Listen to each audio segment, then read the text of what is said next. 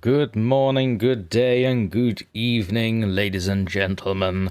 And welcome to a new live stream with Dr. Torment, YouTube narrator extraordinaire, if I knew what that word meant, because it sounds French and I do not want to be educated on it.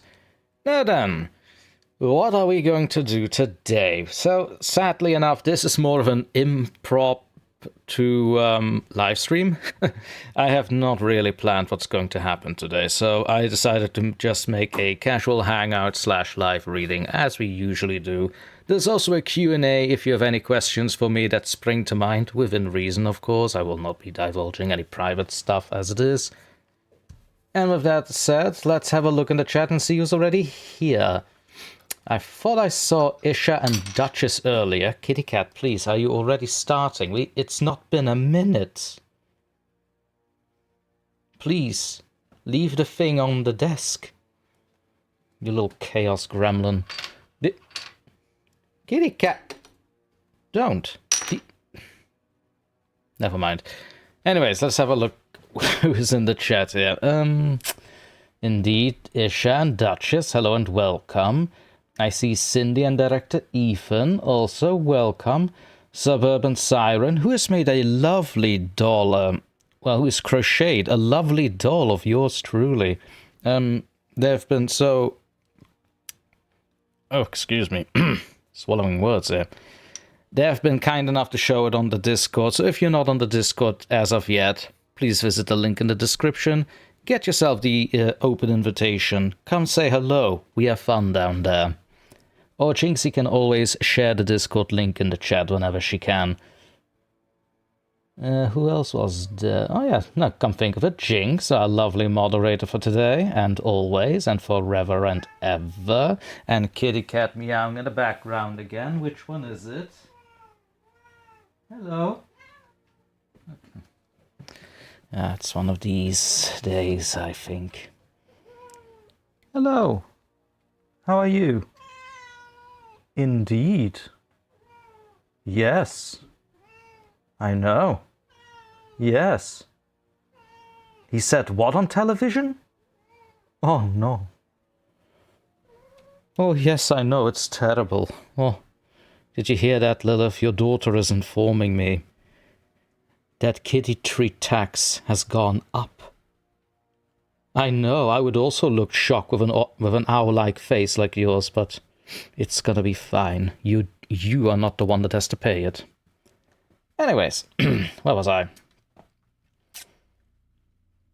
Thank you, Jinx, for showing the Discord invitation link. By all means, if you're not yet in the Discord, hop on over and we will assign you your role. So yeah, we are a bit old-fashioned like that.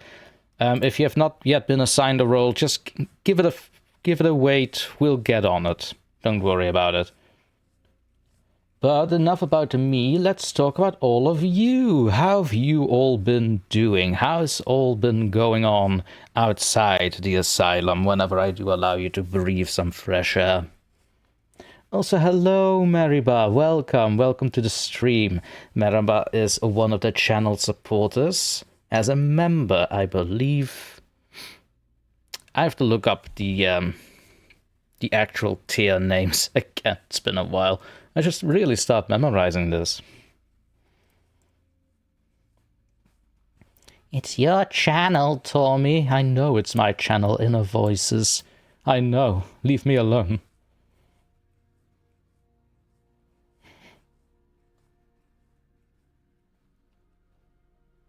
Let's see. Speaking of, I was preparing something, wasn't I?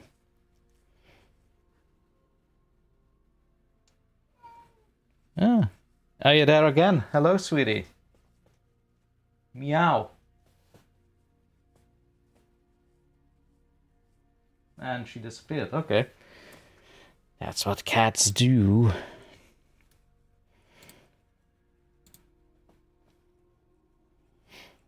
Oh no. The most powerful enemy that I've ever faced has come to the chat. Dreadful Anecdotes. It's the Goblin Slayer. Oh no. Ethan, I would highly recommend not eating my cables. 1, I need them. 2, I can easily replace them. 3, I do not believe my electricity bill will cover the sudden voltage that will stop your heart. Not that I would care, but, you know, I have to pretend we are live. I have to show face and everything. Yada, yada, yada. But by all means, help yourself.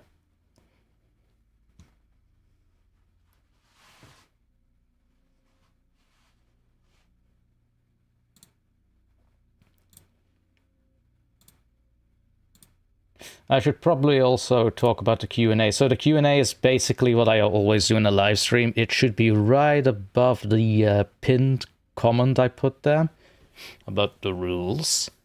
By all means, any and all questions you have for me, ask them within reason. Always lovely. Babes, Mariba, perhaps an easily accessible pile of decoy cables would be in order. Yeah, see, you know, I tried this with the cats, and let's just say they went through that real quick. Didn't you, Lily? Didn't you, Lily? And let's see. Oh, Director Ethan. Oh, alright, question in the chat. That's okay. How long have you been doing voice acting? Oh, fair question. Because I do separate narrating from voice acting. I don't know if that is a normal thing to do or not. Because one requires a little bit more effort than the other, although I have been told by someone in this chat who is also a staunch moral supporter, if I may say, that I put as much effort into voice acting as in narrating. So with that in context, let's say since around when I started this channel in 2022, so yeah, give or take 3 years. I think that should answer that question. Give or take 2 to 3 years and evolving as I go. You're never too old to learn, at least that's what I've been told. I keep getting new tricks too, or tricks. That's not a positive word. I keep getting like new tips as well from other people on what to do on audio basis. Thank you, Jen. And also what to do with your voice to accentuate better, to stand up a little bit more whenever narrating and stuff. So yeah, it's a continuously evolving process, and I'm happy to be a part of that.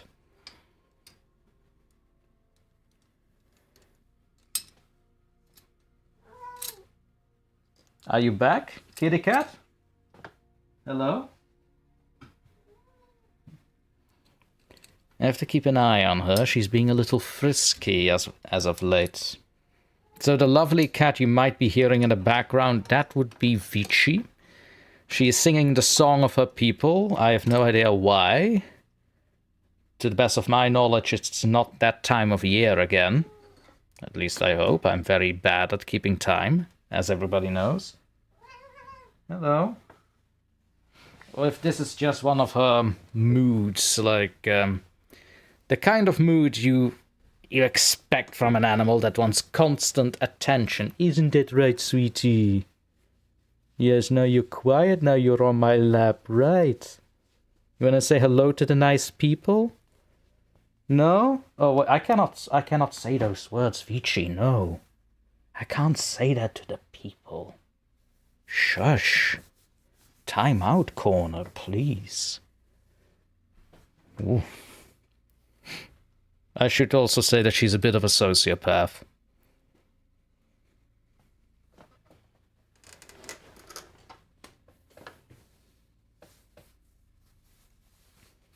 The suburban siren, my cat is being weird as well.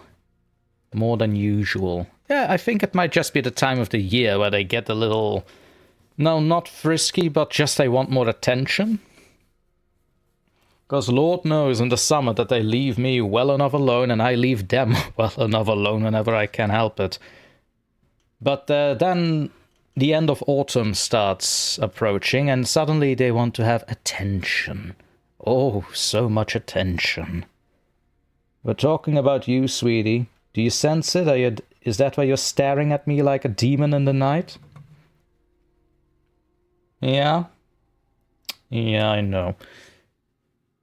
Really, Lilith, when you get the chance, smack some sense into your daughter. Thank you very much.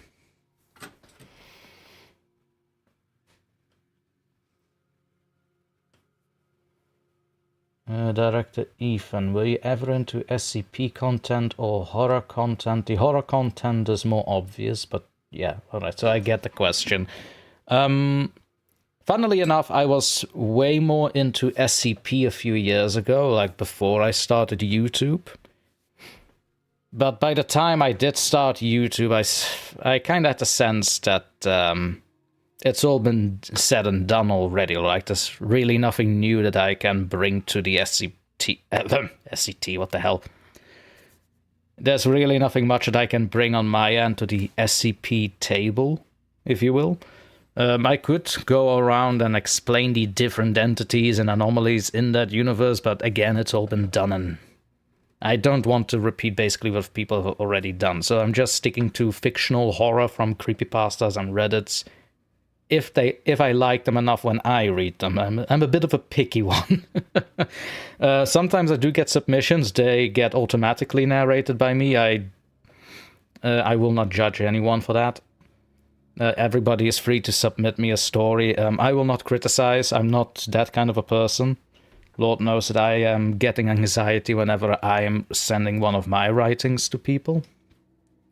But the short answer is I wasn't to SCP content. I made a few shorts about them. Didn't really connect anymore like I did before, like a few years ago. And I'm just sticking to fictional horror at this time. Plus my own little Torment verse, which is in the making. Just a lot of stuff going on that I need to square away before I do anything with that. One of them, of course, being Dracula. Hello, Taroxa, the artist formerly known as Cryptic Tales. How have you been, my man? Dreadful Anecdotes. With the real DrTorment, please stand up. I don't want to stand up, man. I'm just sitting down. It's nice. My chair feels nice. It's like I fit in it like a glove. Vici, you're back again. Hello. Where the hell do you come from? I don't know. You tell me where you came from. No, okay. Fine. You do that. You do you, boo. You do you. Sweet sea. The homie dreadful.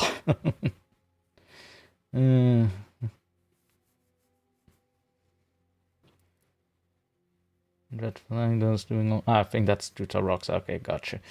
The director Ethan makes sense. I also enjoyed when you came to voice act for me and all. Indeed, that is true. So director Ethan is launching their own SCP project, and I do a voice for them. I will not be going into details. I'm leaving that to director Ethan. They know a lot more about this project than I do. I'm just the voice. There is a trailer that is in my collaboration playlist if you go on my channel. That should be a nice little teaser. Also, Lulu, congratulations! You've been an inmate for 15 months. 15 months? Christ, it's been a long time. You must be crazy supporting me so long. Christ.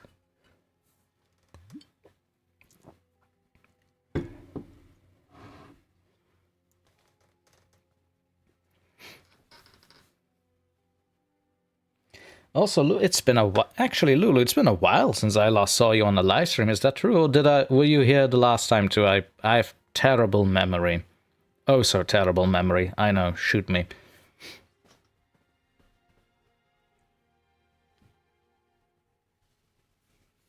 Well, hello, Lilith. Are you coming to say hello again to the nice people? Oh, Christ, no, you're not saying hello to the nice people. I checked your food bowl. I'm pretty sure it's still full, young lady. No, it's still full. Okay. Oh.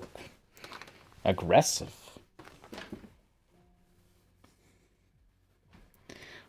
Yes.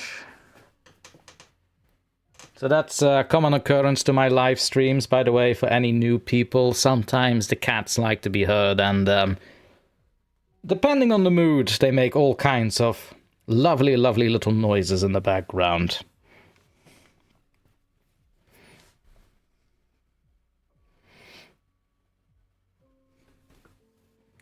Also, Ethan, thank you for that.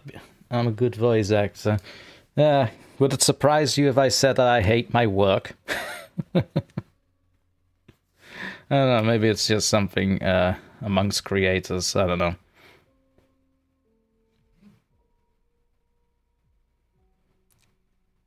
Ethan, I ate Torment's brain and that's why he has horrible memory. Oh, that would be funny. I'm possessing different people all the time. So, really, you're eating somebody else's brains every time. But I do agree with Mariba, add some spices. Spice it up a little bit. Add some salt, mayonnaise. Be frisky.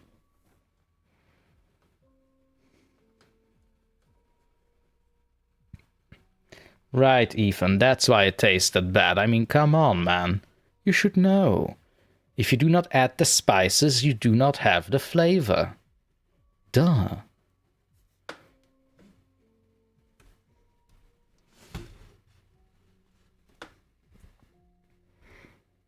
Why am I getting work messages at 10:50 p.m.? Oh, it's automated mail. Alright. Oh, Christ, I was already having a heart attack. You don't need me now. Go away. The brain tasted like skull. I mean... Have you seen me? I'm all skull. It's right there on the screen.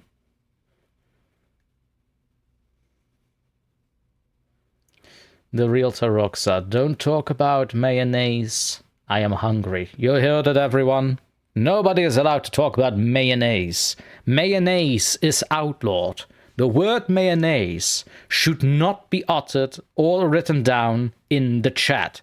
Taroxa doesn't like it when he is hungry to hear or read about the word mayonnaise. Please, people, keep yourselves contained. No mayonnaise. Mayonnaise is not allowed. We don't do mayonnaise around here. We don't want him to be more hungry. I actually could go with fries and mayonnaise, to be honest.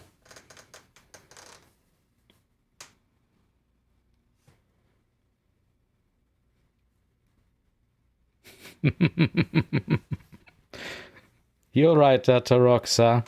I mean, I was helping you out, my man. I was telling people not to talk about the mayonnaise. Mayonnaise is outlawed. We don't do mayonnaise around here anymore. I'm more of a ketchup guy myself.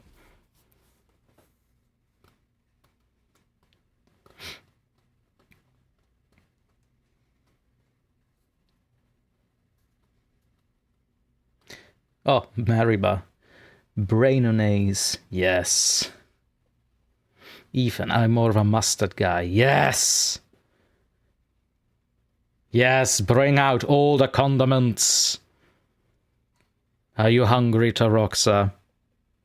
Are you? I know I am. The word, the M word is forbidden.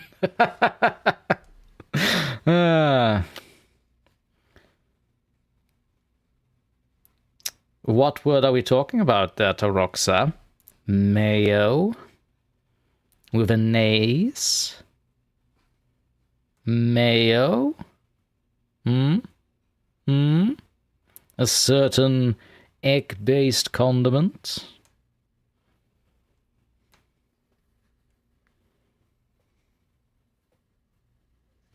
Ooh, mayo and ketchup. If you mix them together, you make something that we like to call a cocktail sauce. It's actually not that bad, depending on the ketchup. It's best done with tomato ketchup, not with curry or spiced.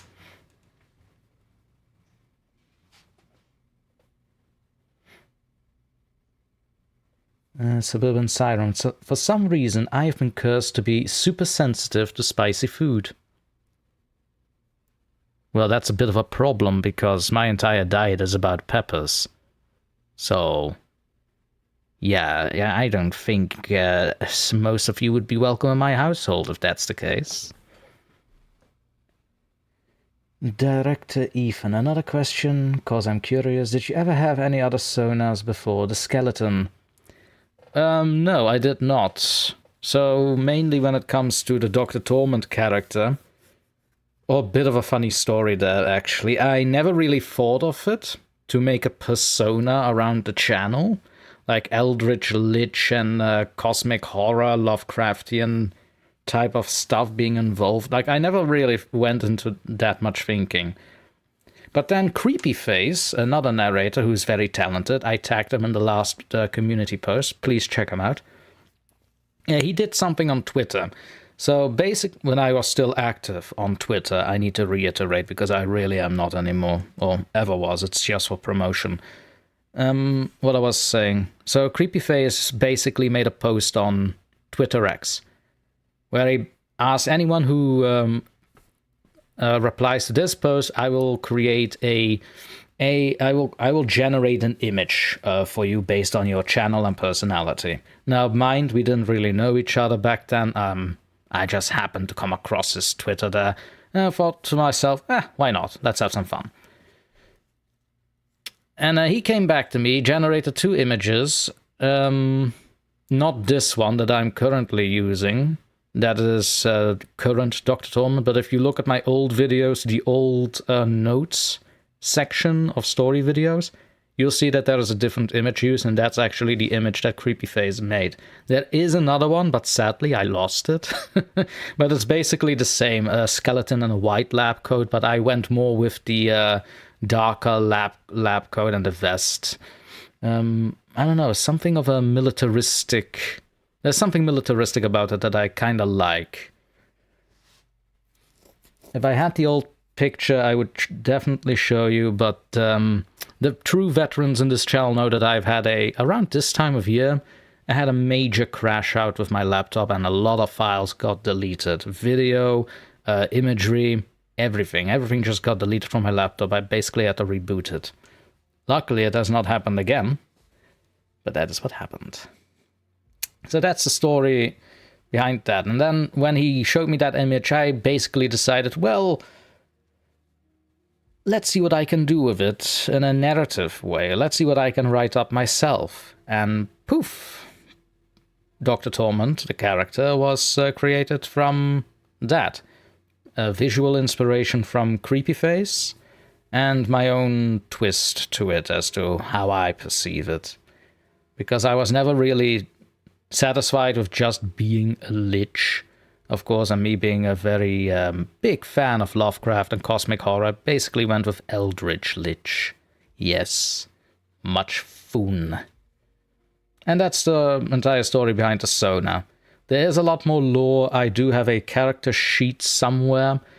The one on the server is the old character sheet. I have since updated it thanks to the help of Wicked Horizons. He helped me write it up a bit, make it more spazzy, if you will.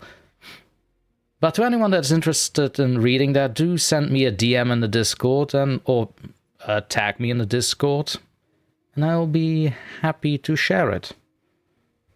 Oh wow, just looking back into the chat, it's like ketchup and mayo, horseradish sauce, tomato ketchup.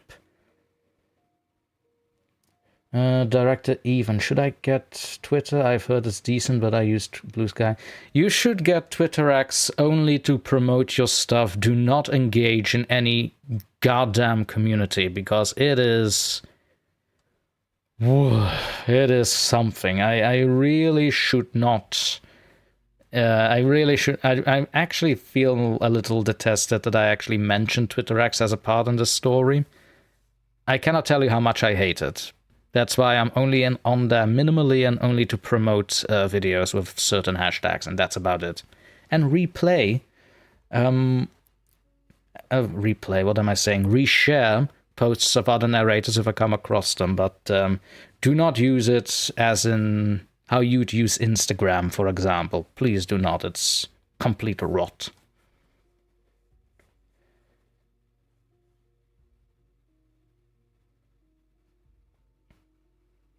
Suburban Siren. My sister loves spicy food, so it's a bit annoying trying to make something not too spicy. Ooh, Siren, that is torture. What the hell is catsup?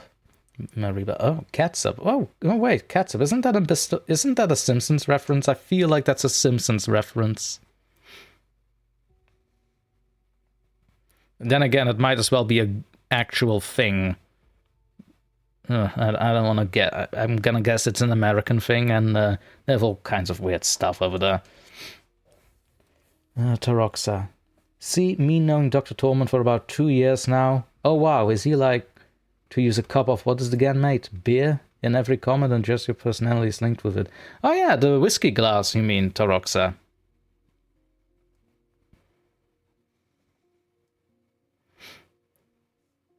Director Ethan, I did read that on the Dr. Torment lore thing on... Alright, that has me a little confused. Oh wait, you mean the PDF file in the Discord? Yeah, that's that. That's old. That's defunct. I'm afraid, but I do have. There's a new one up. Babes Mariba, do you play the piano? A little bit, actually. Yeah. Not, mind you, I still need like a paper in front of me and a tutorial. Mind, I'm very much beginner level when it comes to piano, but yeah, I do play very, very little.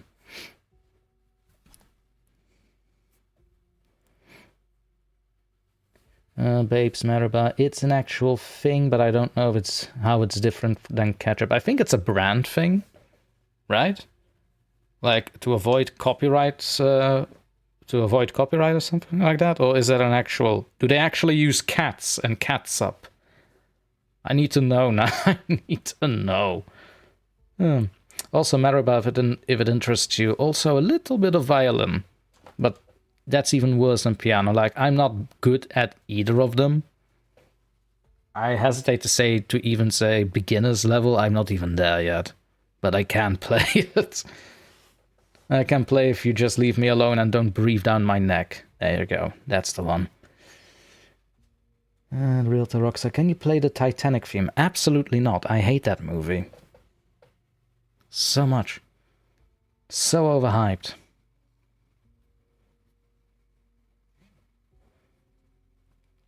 Ethan, listen, Americans do have weird tastes. I'm American, don't hit me.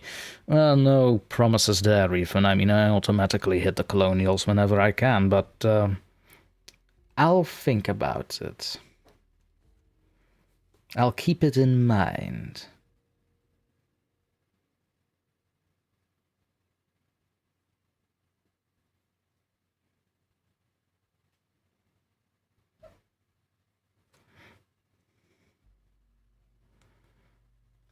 Actually, about the Dr. Torment character sheet, I might just share it on the Discord.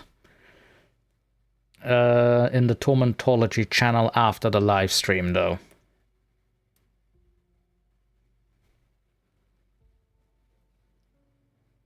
Babes Mariba, you sound like you have long fingers for piano playing. You've got to explain to me how you hear this from me.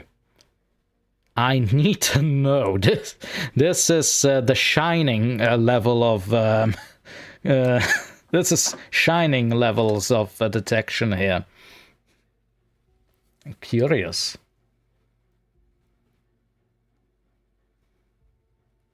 Director Ethan, hit me and you get 10 diseases. I'm an Eldritch Lich, Ethan. That you might as well... You might as well tell me you're going to splash me with a few drops of water. That's not going to do anything, you know.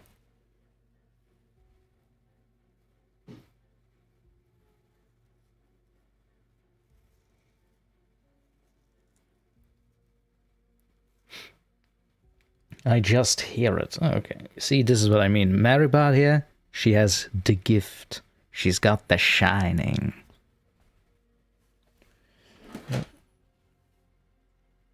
Let's see, the real Taroxa. I just love how we debated over the FNAF movie for an hour straight. Oh god, yes. Please don't remind me of that. That was barely a movie. That was so barely a movie. Oh god, it had like nice little things in it. I for example like the scene where what's his name, Afton first comes up in his bunny suit. I actually liked that scene. That was a pretty badass. But everything before and after that, that just cut it out. Ugh, it's horror movie, they say. Christ. That's like saying that new Dracula movie was a pure gothic horror. It really isn't. It was a gothic romance. It was not a gothic horror. And I do mean the 2025 Dracula movie that is centered in Paris and not in London for some reason. I don't know. It's a weird story. Had some nice gothic imagery though, I will not lie. Siren, Matt Pat is Bonnie in the sequel. Yes, I knew about this. I'm actually excited for him. Like, imagine being casted to take on a part in your most favorite franchise. My god, as a voice actor, that's like, well, imagine if you got to work for... I guess I don't really want to work for anyone nowadays, because all those damn companies are so bloody hell to work with. That's like a voice actor that you are enrolled in a glitch program or a show sponsored by Glitch. You know, oh god, what I wouldn't do. What I wouldn't do. I'd certainly commit a few murders. The second one is coming out and I hope it's better, says Ethan. I hope so too, but let's wait. Let's wait. It's not like Has Been Hotel, you know, like season 2 was definitely better than season 1, but at the same time, I'm no longer watching for the story because there is no story. I'm just there for the characters and the shenanigans. Or in Has Been Hotel's case, the characters and the songs. That's it. I'm no longer watching for the bloody story, since there is clear lack of one. And pacing. Christ, the pacing. But that's a rant for another time. Maraba, I have to go back to work. Happy Saturday, friends. Happy Saturday, Maraba, and have fun at work. At least try to make it fun.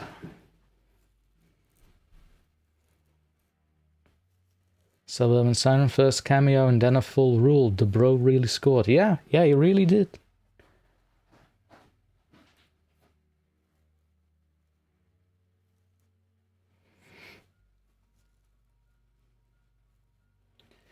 Ethan, see, I want to get voice actors to get to their goals, and so far one has. Hey!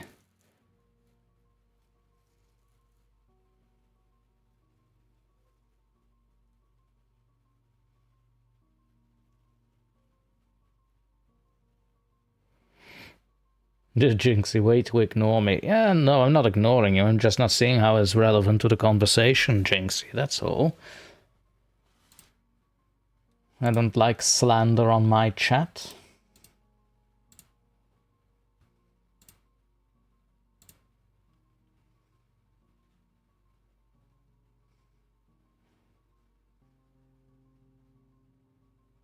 I always like giving voice actors an... I'm gonna say that says entrance there. And maybe one day someone will hear them and hire them. Hey, that's the dream, isn't it? Thing is with voice acting, and even with narrating on YouTube for that matter, it's a slow, worthwhile progress, but emphasis on the slow. Quick rising will never do you any good. It will never do anyone any good. You know, stay modest and grow as you go, and people will hear about you, regardless. It's talent that I hope will spread, and not what's going on nowadays.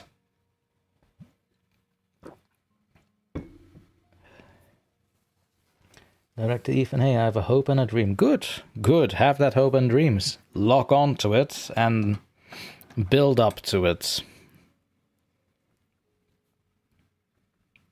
Wishing you all the best with your endeavor there.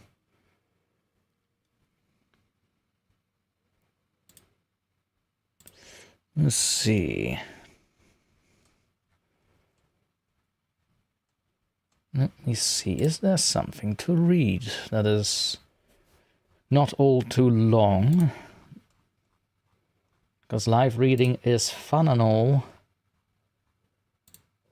but tends to be rather lengthy.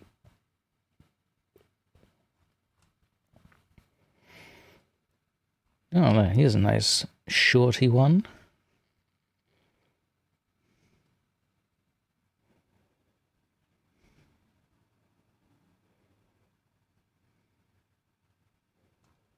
Just glancing through the story a little bit. Oh, set in Manchester, UK. Horrible place. At least that's what I've been told.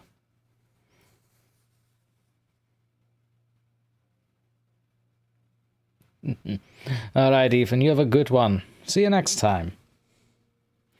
And you as well, Toroxa. See you next time. And thank you both for coming. Now onward to the next part, where I will read you a little story from Creepypasta. This one is called Emotional Acting, written by the Aeronaut. Originally uploaded on the actual Creepypasta site on March 23rd, 2012. Let us begin. Ever since I was in kindergarten, my dream was to become an actor. Unlike most other people, I followed my dream. In school, if any acting opportunity was to arise, I would jump on it instantly. In drama, I shot to the top of the class, and after that I studied acting for my bachelor's degree. I aced it. I lived in Manchester, UK for most of my childhood. After I finished university, there were little to no acting jobs available, and someone else would always get the auditions that were available. However, I had saved up small amounts of money ever since I was young, and since I had many jobs over time, the money increased. Eventually, I had enough to move. I chose Los Angeles in America. I moved to a hotbed of acting auditions, and I noticed an audition for for a feature film and jumped on the opportunity, as it was for a lead role. Everyone was impressed with my audition, so I got the job. The casting director noticed I needed more effort into my performance, so he recommended a temporary acting coach. Reluctantly, I agreed. The acting coach name was Nick, medium height, bald, but always wearing a purple beret and some other ridiculous hat. He wore a thick-framed square... Oh, what's this? That's a little bit of a typo. He wore thick-framed square glasses and often a checkered shirt.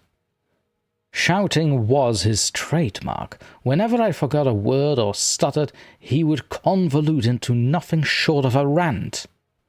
He seemed genuinely angry whenever I made a good old mistake. I wanted this acting job so badly, I refused to speak to him and tell him to ease off the pressure. I very quickly became stressed and dreaded going to see him for a session.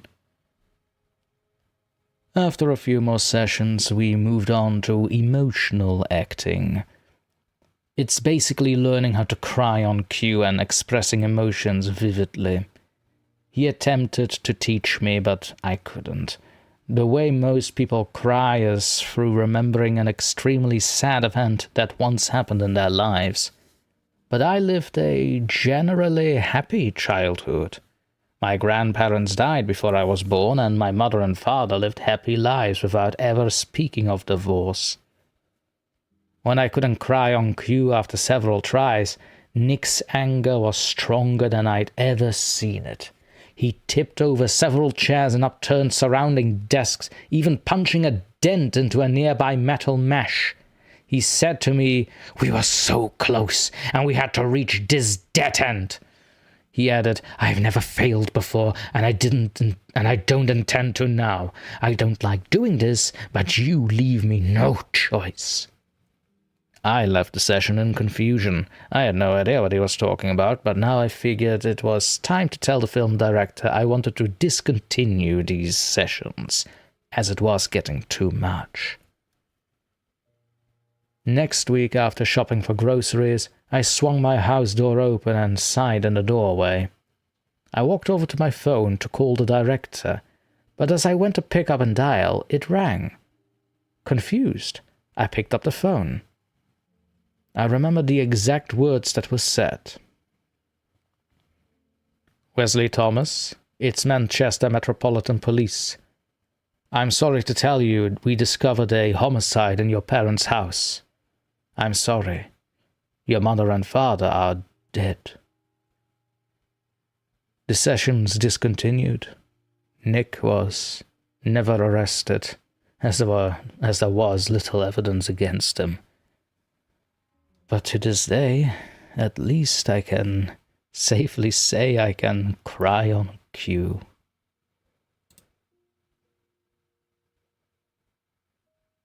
And there we have it, a rather unorthodox method of teaching emotional acting, but, well, it got the job done, didn't it? As I said, the story is named Emotional Acting, written up by the Aeronaut. There will be a link to the story after the stream has ended. It's a nice little short one. It's one of those short ones I really like. Like it has some punch to it. It doesn't need to be overly long with convoluted explanations or whatsoever. No, nice, short, and there we have it. Sometimes it's the little things that does it, right?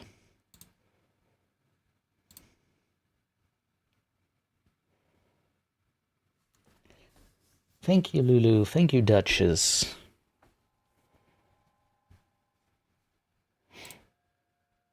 Well, let's see if I can find a new one.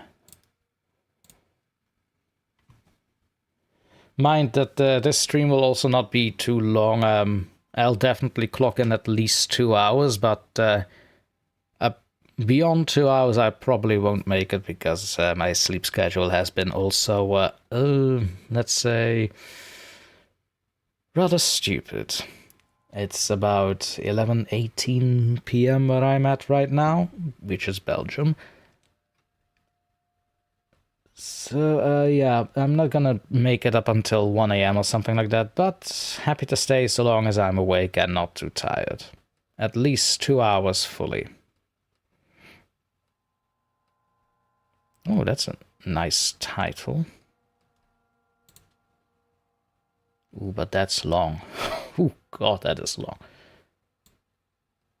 Some of these creepypasta wiki posts, they really ought to make a book. Like, are these people actual authors? Do they have books out in their name? I really need to know. I hope so, and I hope they're successful in it.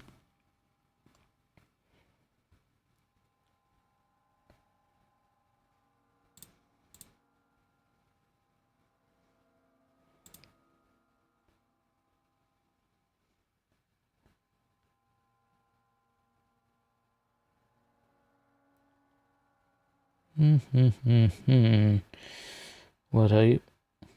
Hang on a second. Where are the cats?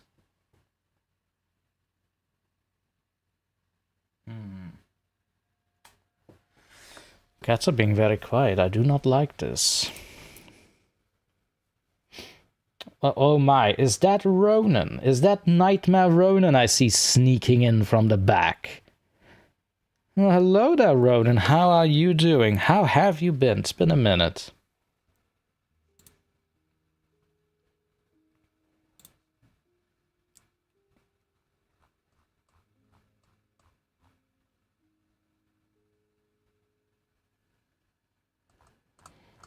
Ooh, that's a good one. Let's call this one for after the break. Yeah.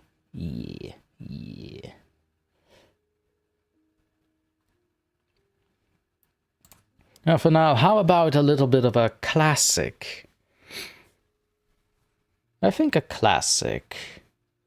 Let's say The Smiling Man, to those who are familiar with it. And to those that are unfamiliar with it, well, it's a classic from the good old days of Reddit and creepypasta. Mostly Reddit before it was whatever it is now. Also, Ronan, no, I see everything. You are in my domain now, son. Welcome. We are all watching you.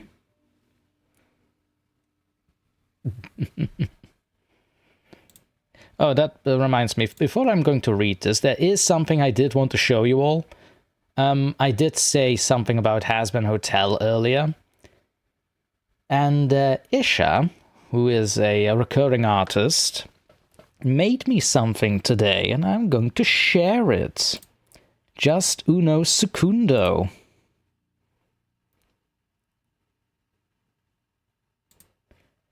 Uno secundo, and I will get it for you. If I find it, where the hell is it? Ah, Art Conservatory. There we are. The savvy image to the desktop. Now how do I put it in OBS? I do not know. Christ, I keep forgetting these things. Oh no. Oh no, no. Come on, laptop, work with me here. There you go. Ooh. No, no, not an existing one.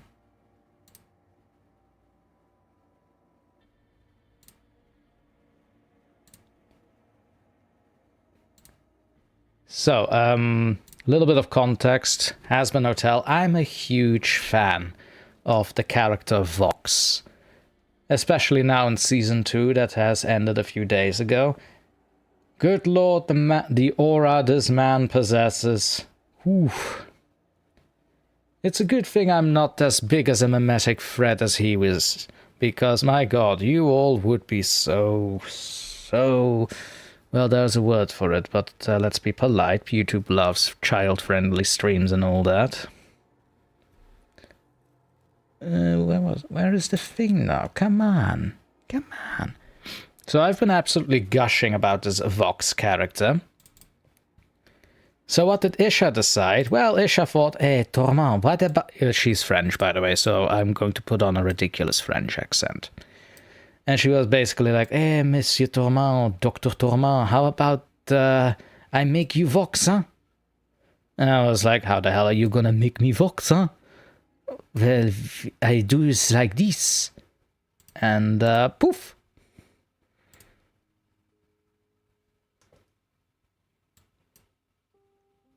This is it. This is basically Dr. Torment and Vox meshed together. And I jokingly said, oh, look at that. It's when Dr. Torment is possessing Vox.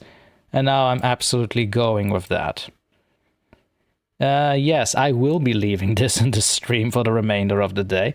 Isha is going to get a... Actually, let me go ahead and put Isha right there right now as a special mention. At Isha, well, where's the pumpkin memory? That's so weird names everybody has on the YouTube. Blue pumpkin memories. Oh, you know what? I'll get to the tagging later. If anyone can tell Isha that I'm showing off her art, that would be very nice. Actually, let me tell her herself. The one good thing Instagram is good for. Let the anxiety kick in.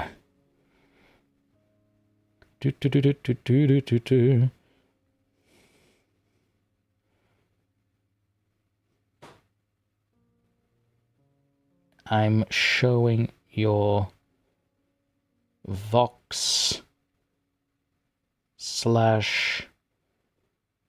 Torment art piece on live.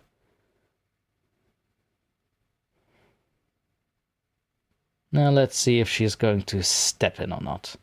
We'll see. Indeed, Nightmare Ronan, radioactive Skelly. Well, it's not. Well, if you know Vox, it's not really radioactive that his vibe is for. Oh wow, that reminds me. Whenever I read something, there should be a text on the screen. That is maybe a Vox Torment. You go over there.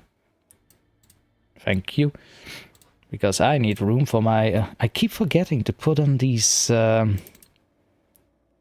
stupid things about what I'm reading.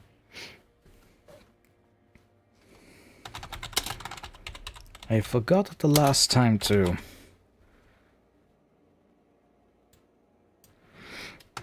By you, what was Blue Title something, was Smiling Man's author? Yes, Blue Title. A Reddit user. Again, back when Reddit was great, and now it isn't. Lots of slop. There we go, much better.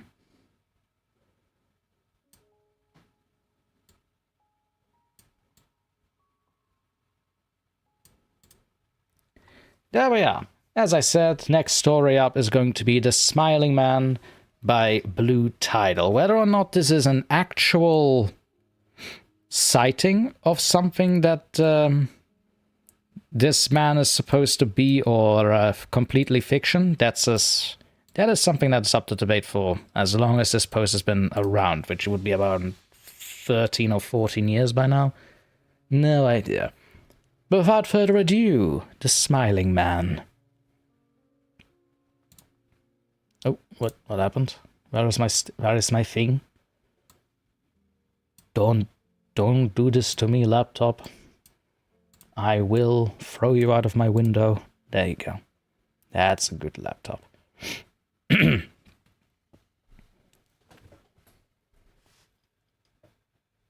About 5 years ago, I lived downtown in a major city in the US. I've always been a night person, so I would often find myself bored after my roommate, who was decidedly not a night person, went to sleep. To pass the time, I used to go for long walks and spend the time thinking. I spent 4 years like that, walking alone at night, and never once had a reason to feel afraid. I always used to joke with my roommate that even the drug dealers in the city were polite. But all of that changed in just a few minutes of one evening. It was a Wednesday, somewhere between 1 and 2 in the morning, and I was walking near a police-patrolled park quite a ways from my apartment. It was quiet, even for a weeknight, and with every little traffic and almost no one on foot. The park, as it was most nights, was completely empty. I turned down a short side street in order to loop back to my apartment when I first noticed him.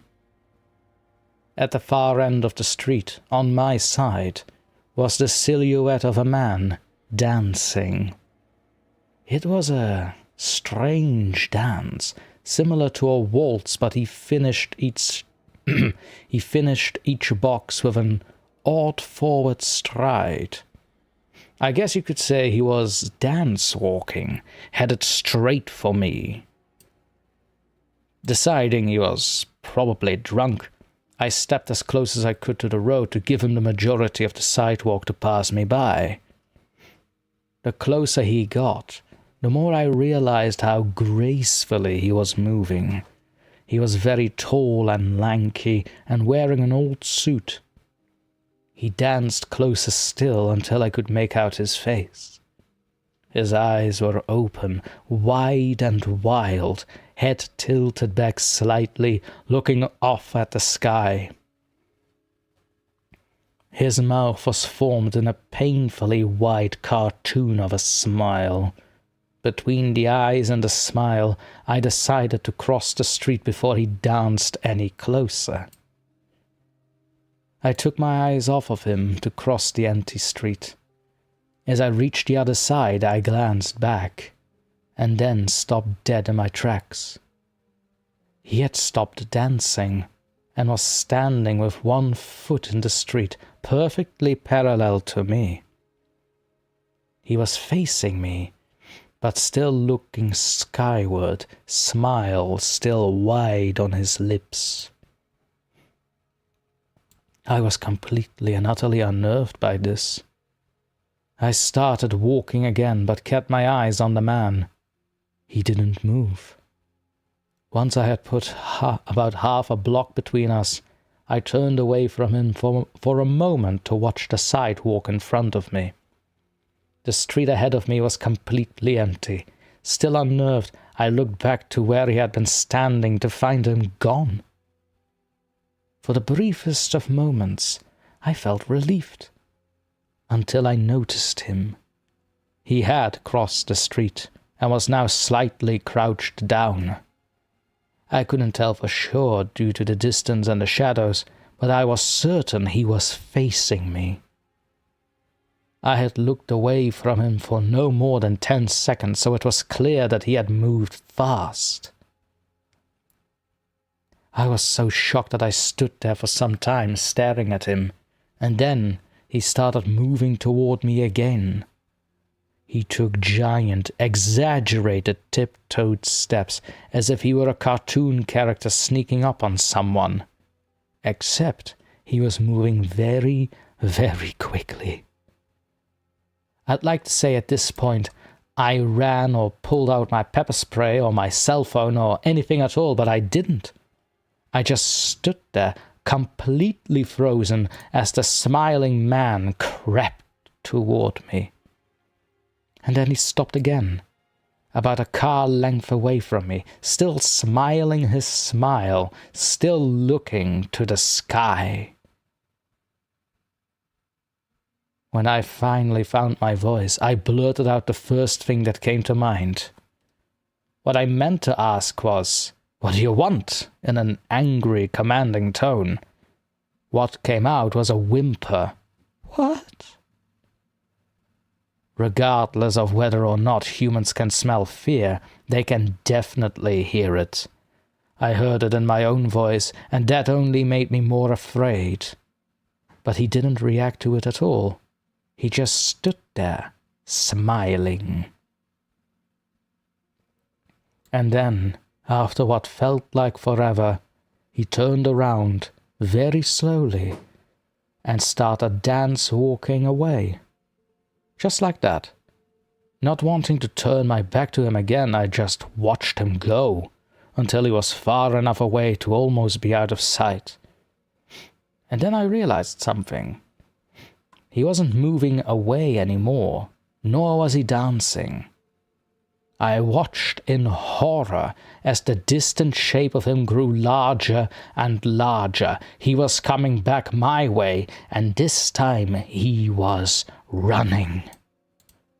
I ran too. I ran until I was off of the side road and back onto the better lit road with sparse traffic. Looking behind me then, he was nowhere to be found. The rest of the way home I kept glancing over my shoulder, always expecting to see his stupid smile. But he was never there. I lived in that city for 6 months after that night, and I never went out for another walk. There was something about his face that always haunted me. He didn't look drunk. He didn't look high. He looked completely and utterly insane. And that's a very, very scary thing to see.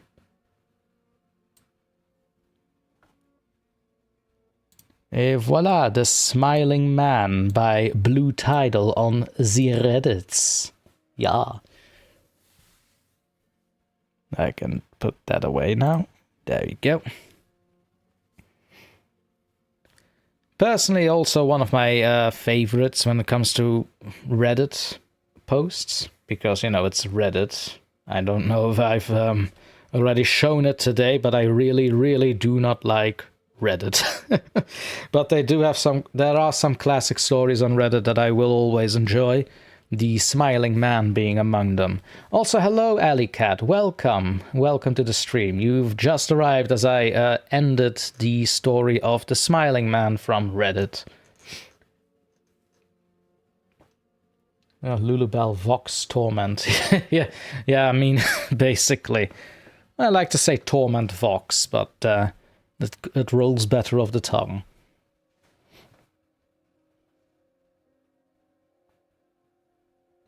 Nightmare Ronan, great reading of an old classic. Right? Nothing beats the good old classics. But with that said, ladies and gentlemen, I'm going to take a small break. Oh wait, hold on. Nightmare Ronan, yeah, Red is a real dumpster fire, but most stuff like to dumpster dive for good stories. No, that's true. I also sometimes like to search the dumpster to find a bit of gold. Sure. I don't mind that, really, but here's the thing. It has to be a good one, and I cannot spend more than half an hour a day warding through Reddit and all the different communities that post stories, because it gets exhausting, right? And at that point, I just decided, well, let me just do more creepypastas instead of Reddit stories. And I get it, there are creators on Reddit, actual authors that have talent. And if I find them, I always make a point to follow them and save some of their stories in my profile. That way I can always go back to it, if I find them. Which is not a lot, because again, I'm not on Reddit that much anymore, besides promoting stuff. And the occasional dumpster dive, if you will. But, yeah, that's basically it. I still do Reddit stories. The next story after Dracula Chapter 3 is a submitted story. And after that, I do have a murder mystery from Reddit, which is pretty good. Recommended to me by Dreadful Anecdotes. But first, Dracula Chapter 3, which I'm going to devote whatever remains of my time, whatever remains of my free time, I will happily spend into Dracula Chapter 3. That is, if I have free time left. Like, right now, I also just came back from a dinner, like an hour ago, before starting the stream. That was like 10 minutes after I came back home, I immediately went for the stream. And after stream, it's going to bed, and then tomorrow morning, I have to get back up again for other obligations, on a Sunday. So, to say that I have a busy few months, bit of an understatement. And I do get it. I have talked to people that are a little impatient about Dracula Chapter 3 not being out yet, and I get it. Trust me, I share those frustrations. But at this point, I can only say it'll come out when it comes out. That's all I can say about it. And after that, I will still continue to make other stories and continue with Dracula as I see fit. I want to reiterate that most of the first 9 chapters has already been voiced by some talented people already. I'm not going to say more than that, because I do have other plans, and I do not want to spoil too much. But with that said, I'm going to take a small break here, have a bit of a stretch, have a bit of a drink, and I'll be back in, let's say, 5-ish minutes. I think 5-ish minutes will do. Alright, see you all later.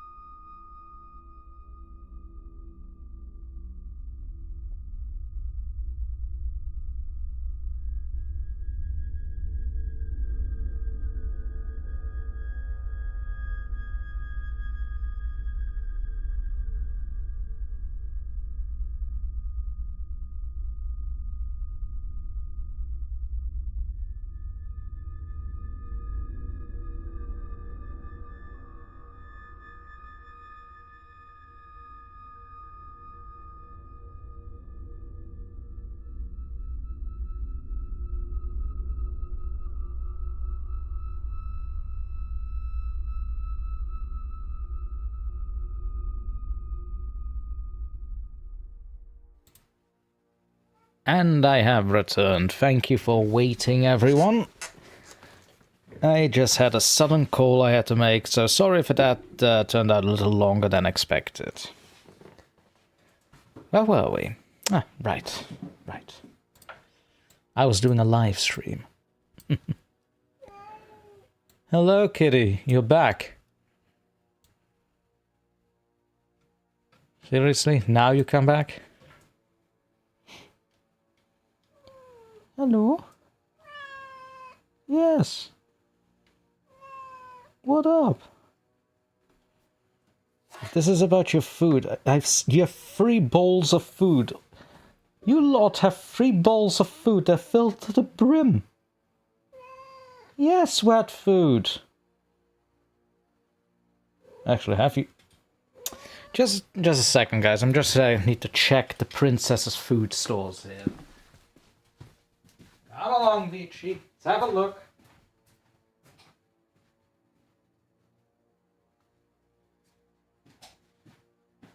Greedy little princess. No, she still's got her food, so, false alarm. Still filled to the brim. I have no idea why she's meowing. Must be an attention thing. Children, am I right?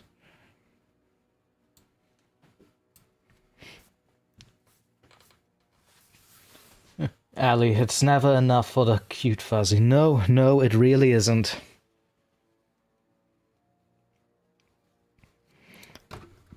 Also, seriously, people, stop sending me text messages.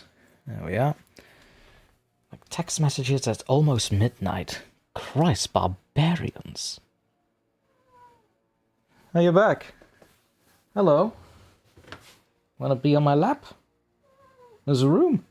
Look, your mother's not here. Hello? Or jump on the desk. Why not? You want to stay at the desk? Huh? You can stay at the desk. Yes, you can. I realize that this stream is mostly, let's say 1/4 of me talking to the cats. It's a return to the glory days of old.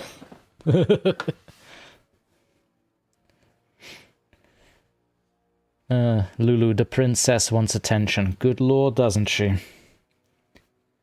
Alley cat, I have 3 and there's no end to their needs for food and cuddles. Yeah, I have 3 too. The mother and 2 daughters.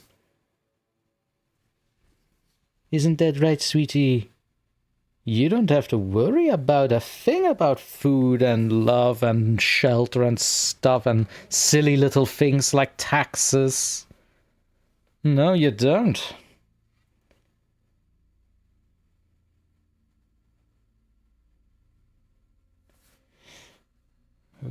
All these people. That's it. I'm going to mute Instagram for a little bit here. Yeah. Alley cat, all mine are rescued. Oh, really? Dare I ask what they are rescued from? 2 girls and a boy. Oh, that's cute. I think I've seen pictures of them in another server, maybe back in the day in my own server, but I might be mistaken. There's a lot of pictures going around, and a lot of animal pictures going around in different Discord servers. How many Discord servers am I actually in? Hang on a second. Somebody asked me this the other day, and I completely blanked out because I have the knack of just joining servers whenever I get invited or I see a link. And, oh. Could you please not do that to my microphone? Thank you very much, princess. Where was I? Oh yes, I just hop into Discord servers willy-nilly when I have an open invite link or I get an invitation from someone else. Let's see here. Quick counting. 12. 24. Huh. Okay. Oh.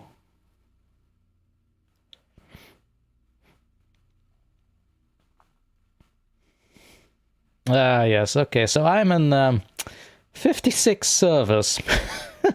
Yeah, I should probably have a look which ones I should stay in and which ones not. Most of them are fan communities from different franchises and stuff. Star Wars, Lord of the Rings. You know, I'm a bit of a nerd. Don't know if y'all have noticed this, but when it comes to Star Wars, I'm an absolute encyclopedic geek. Like, I can amaze Lady Spocaria sometimes with my knowledge about Lord of the Rings. Sometimes, of course, sometimes. Nightmare Ronan says, we are all nerds here. Yes, yes we are. Nerds together, strong.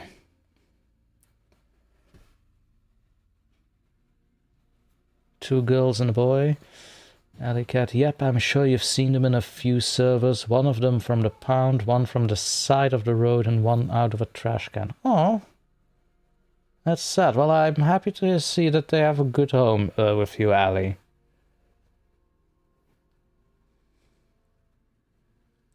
Lulu says, I'm in 16. Yeah, I remember the days when I was in less than 20 servers. Oh, that was fewer than 20 servers, excuse me.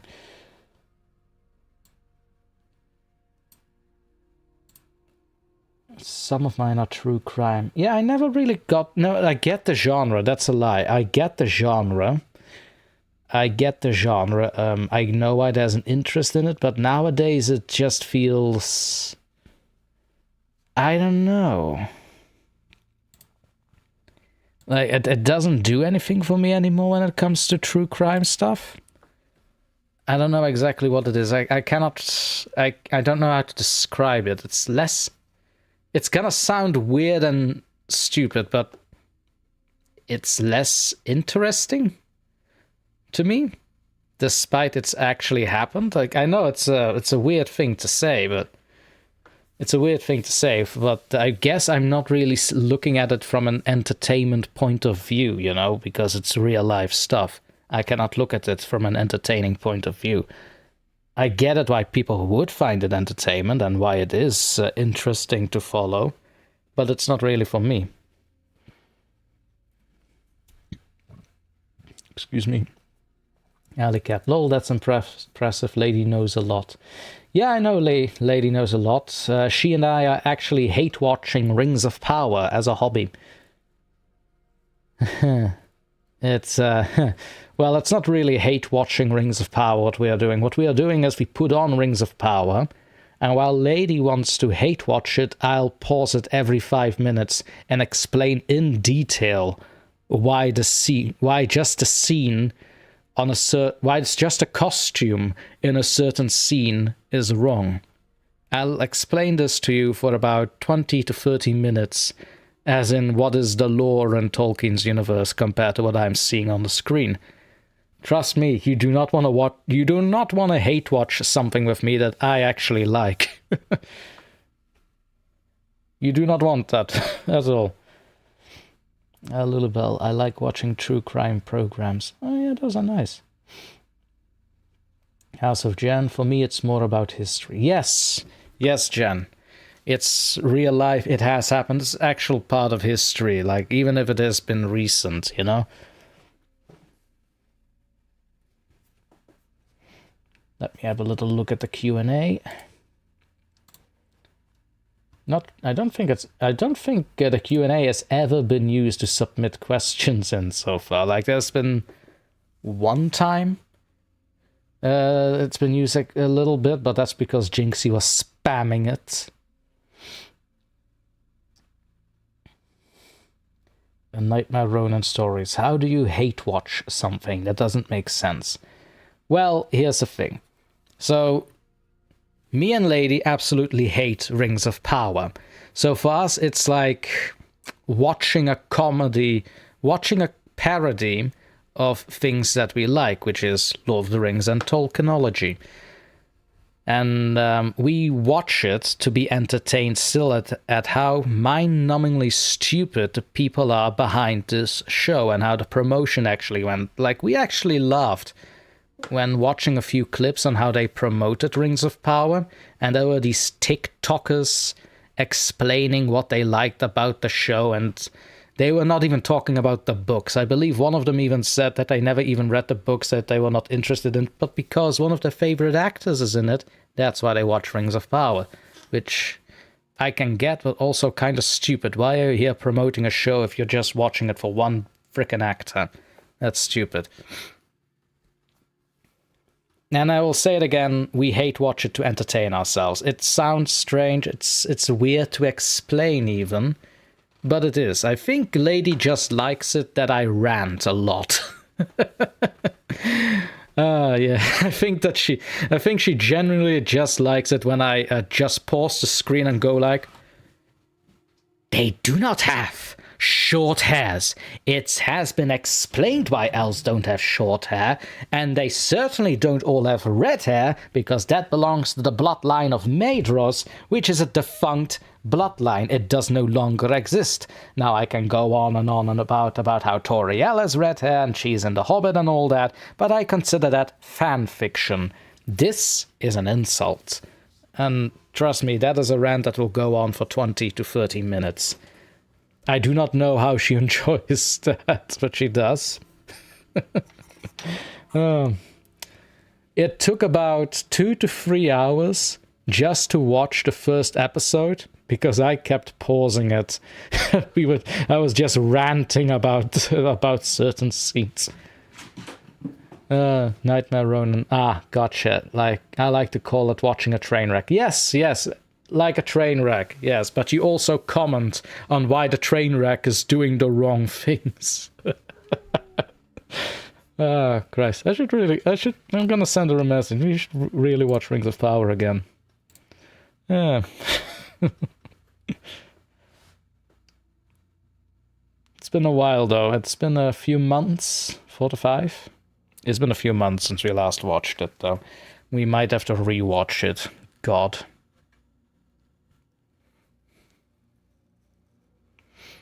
The Wheel of Time series. See, The Wheel of Time I was in the middle of reading. I believe I was in book 2 somewhere. I have a very faint memory when it comes to that. Very, very faint indeed. I do not recall where I was, but I was in book 2 somewhere. But I never really finished it. Not from a lack of interest, mind, but life caught up to me, I suppose. But I have heard that the show is absolutely nothing like the books. Like, nah. Not at all.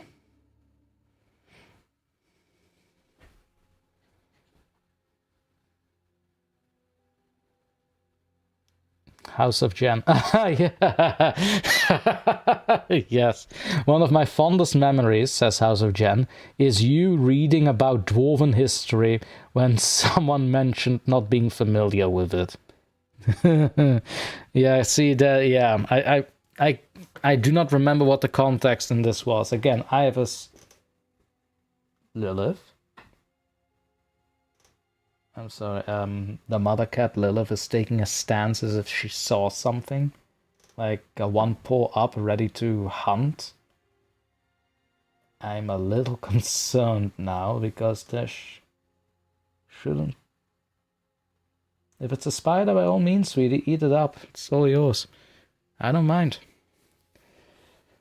What was I? Right, so Jen, I don't really recall the context of what happened there. I'm not sure. Were we playing were we playing Return to Moria, and I think Jinxie or Spookaria may have said something about dwarven history? Or was this in a VC? Because I distinctly remember in VC someone was just joking about something, and I just pulled out the Silmarillion and started reading the first chapter in it. I do remember this.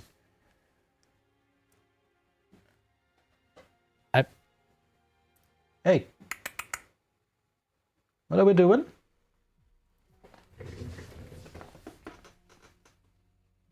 Is mijn tafel kapot een beetje?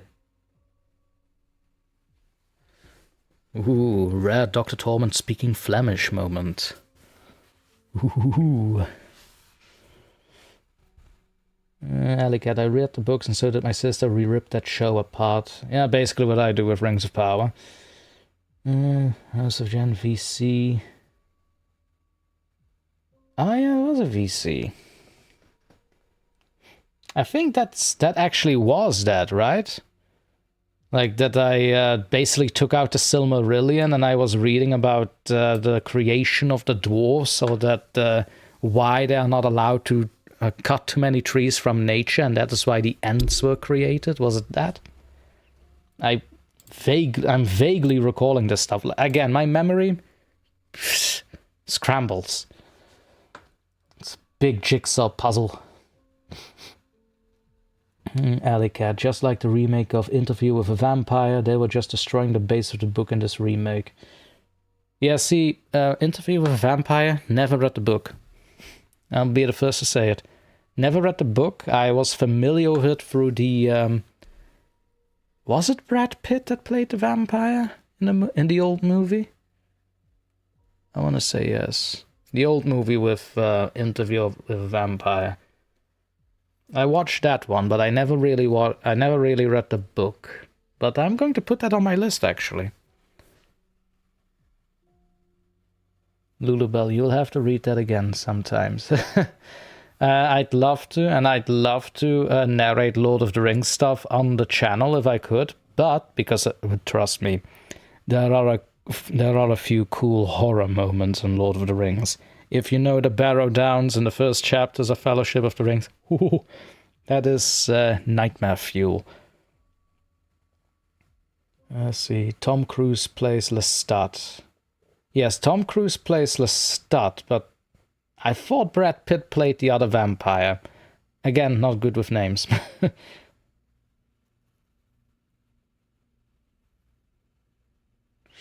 House of Jen, every time it seemed like you were finished, you'd start again. Absolutely classic. Oh, right, I remember. Yeah, that was when I was reading excerpts from the Silmarillion about the creation of the dwarves and how Yavanna created the Ents so that they would not take too much from nature. Yes, I remember this now. Yes, Brad Pitt was Louis. Yes, that's the one. Thank you. And hello to the chat, Eagles 1930. Hello and welcome. Welcome. Please take a seat. We're just goofing off around here, talking about shows that really shouldn't be existing, that are destroying our entire literature. And, of course, our entire fandoms. Welcome. Welcome to Complain Hub Central, I suppose. That's not how I thought the stream would turn out to be at all. But hey, here we are. That said, I did say I had another story whisked away here that is a little lengthier than the Smiling Man from Reddit. And also is a little into my expertise as a doctor. It is called Lobotomy. I just love that. We'll get to that in a few. Don't worry about that. I just have it nice and safe up here. Eagles. So what shows are you talking about? We were talking about Rings of Power, Wheel of Time. I feel like there was another one that I mentioned, but again, my short-term memory is playing on me. Mostly Rings of Power and Wheel of Time. Oh, and Interview with a Vampire. That's the one. The modern ones, I will say, when it comes to Interview with a Vampire. The new show, not the old movie.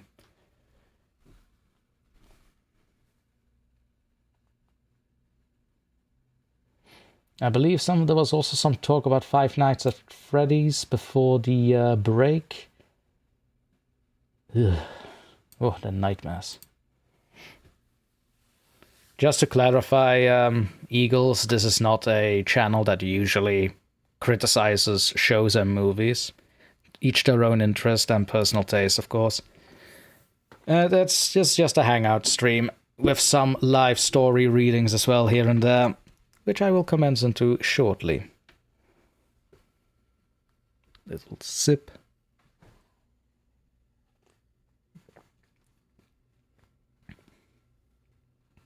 Alley Cat, a book series I love is the Black Company series. Huh. Never heard of this one. This is new. Ali, explain this book series to me.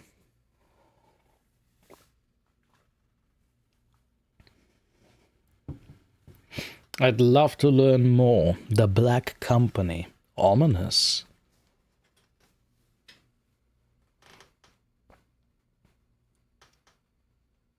Eve, why are you looking like an owl upstairs? Hmm? What's up there? There's nothing up there, you nun. Hello. See? Nothing up there. Wanna have a look? Go on, have a look. Probably your sister. Also, I talk to my cats. To anyone that's just joining the stream. Hello. So Eve is the one that doesn't like to be held or be petted. By the way, I call her the Black Ninja Princess of the Dark. Because that's exactly how she operates. You will never be able to touch her, but oh my god, if it is 4 AM and you're just starting to drift off into dreamland, all of a sudden you feel this jumping pressure right on your stomach. Because somebody likes to jump around at 4 AM. Yeah. And then you're up for a few hours because you can't sleep because suddenly you have a tummy ache. Alley Cat. A hired army of assassins, and it follows through the mythic encounters and jobs. Wait, hired army assassins. Alright, gotcha. Mystic encounters and jobs. Ah, sounds like an offshoot of the SCP universe. A little bit, but hey. That reminds me. Wait. Lilith, where the hell are you coming from? Crazy lady.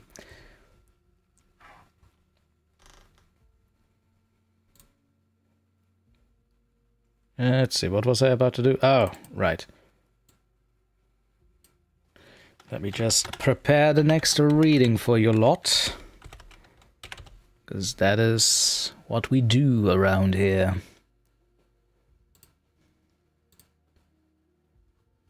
What is the name of the author? Always important. Ah, it's one of those anonymous stories.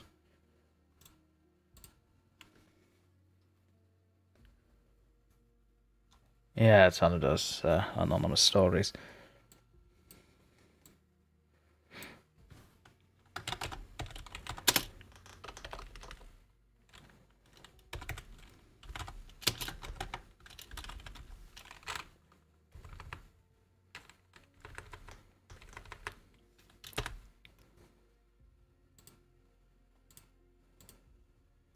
There we go. As I said, the title of this story is Lobotomy. I'm gonna put it here. That's, you can read it off a little better. Like so. And of course the author is unknown, or at least unknown to me at this time. By all means, if you do happen to know the author, or you are the author, do let me know, so I can give proper credit. That said, this is off from the Wikipasta, what the hell? This is off from the Creepypasta wiki, so it should be fine to read. But again, I do love to give credit where credit is due. So if you happen to know the author, do let me know. Before I begin, let me first check the chat again. A few stuff's happening there. Nightmare Ronan's making homemade lasagna. Ellie is describing the series for me. Hang on. The series is known for its grim tone, military fantasy elements, and focus on the perspective of the soldiers, often told from the viewpoint of the company's physician and historian, Croker. The first book, The Black Company, was published in 1984 and has been highly influential in the dark fantasy genre. Well, isn't that a coinkydink? I love dark fantasy. I even write my own little dark fantasy stuffs, but not too often. I should really get back to that at some point. We'll get to that when we get to that. Excellent, Ronan, excellent. I hope you're gonna have to tell me how you make your lasagna. You're talking to a partial Italian here, so, I will judge. No, I'm kidding. Like, the Italian kitchen is the kitchen of improvisation. Like, it basically says do whatever you need to do. Although one thing I will debunk very quickly about the Italian kitchen, and this is gonna stump a lot of people that will hear this. If you ever ate in Italy itself, garlic is not that much used. It really isn't. It really isn't. Maybe in the south they use it a little bit more, but it really is a bit alien to the actual Italian cuisine. It's more of a flavor thing from foreigners, as the Italians would say. Which I'm not. I'm happily Belgian on paper.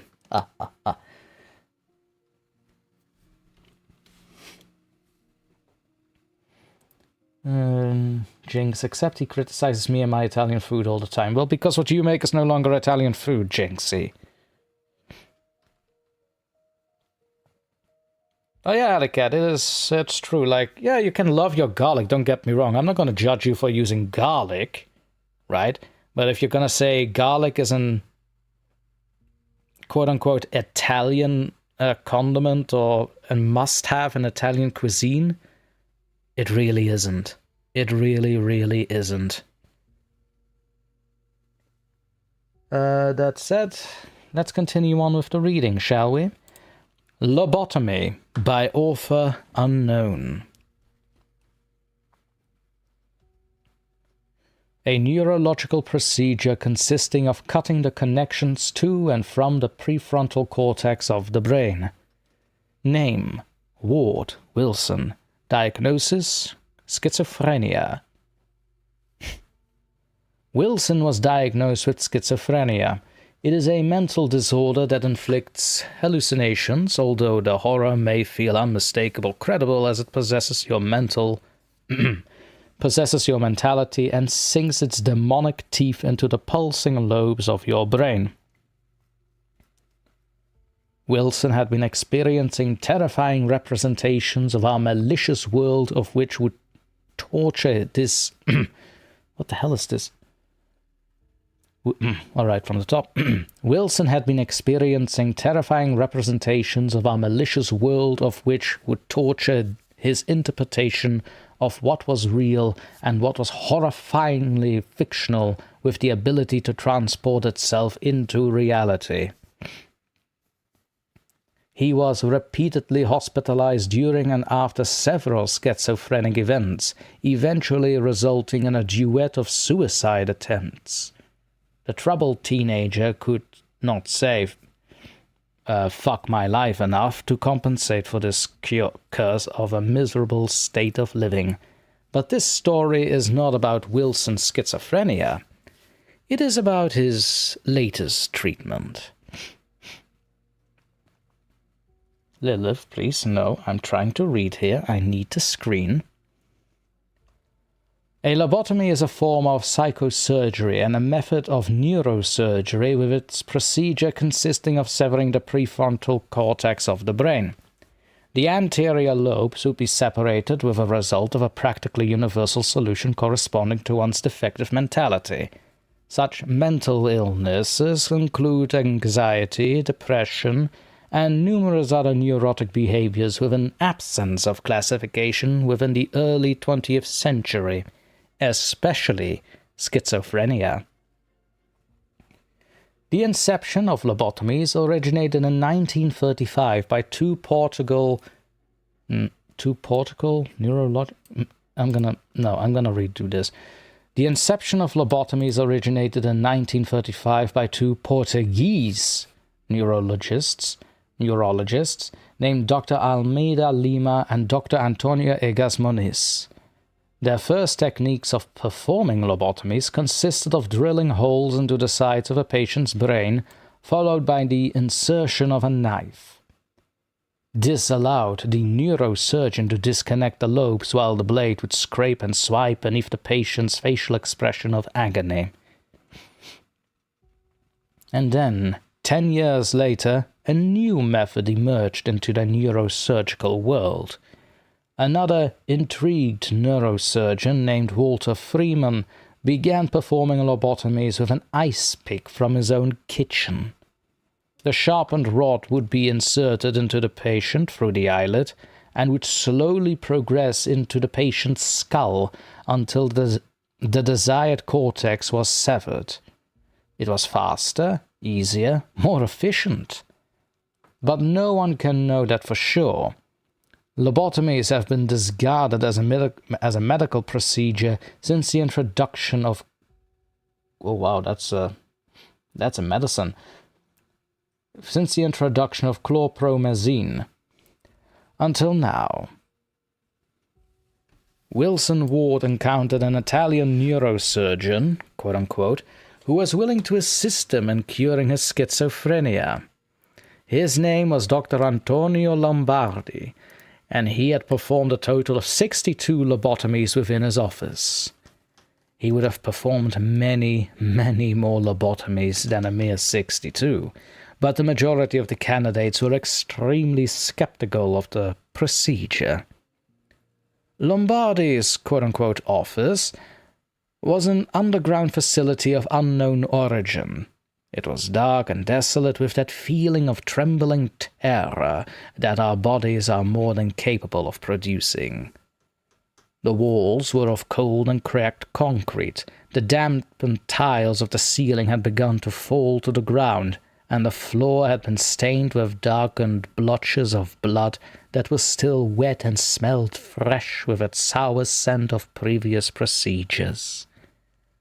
Wilson followed Lombardi as he explained his intentions. "Do you know what a lobotomy is?" "No," Wilson replied as he was guided to the operating table. Lombardi situated his patient to lie horizontally, and he could feel the slight tension of resistance due to the schizophrenic teenager's uncertainty. "Not to worry. I have performed many lobotomies. Many neurosurgeons have," and he gave a brief history of Freeman's results. Freeman had performed nearly 5,000 lobotomies, a massive difference in comparison to Lombardi's 62.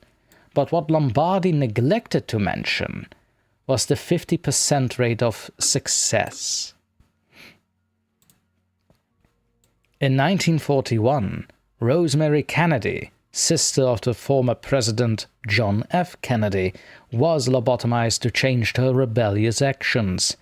But instead the procedure left her mentally... Oh, that is the R word. Can't say that on YouTube. Damn it. I missed that at the glance reading. But instead the procedure left her mentally well behind. There.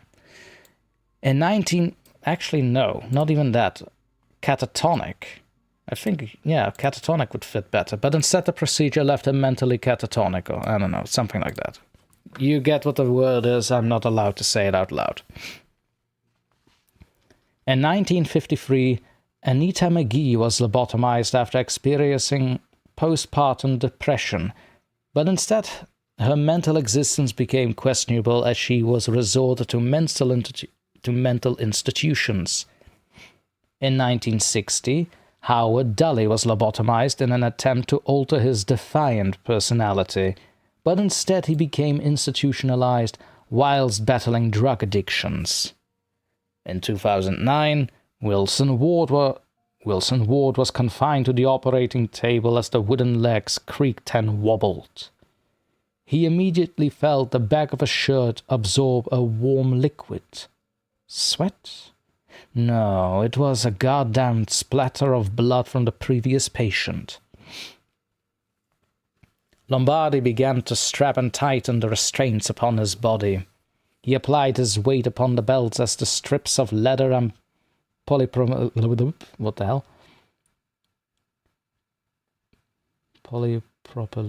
polypropylene webbing intertwined within the bucklers and guaranteed the security of Wilson's safety. Wilson's mind flashed back to his previous schizophrenic events, but this was not an hallucination. Wilson appeared before the neurosurgeon with a blank expression of trust and monotony. But on the inside, deep down where it really mattered, he was so scared. And this drastic feeling of fear only increased as the final restraint was applied. A thick leather band was tightened across Wilson's forehead with enough force and constriction to nearly burst the veins beneath his flesh. Lombardi wielded his implements of a hammer and an ice pick, and there was still blood soaking upon the rusted surfaces of both utensils. The hammer was small but blunt. Its wooden handle was splintered, and its iron head was decaying from oxidation. The ice pick was long and thin and sharp.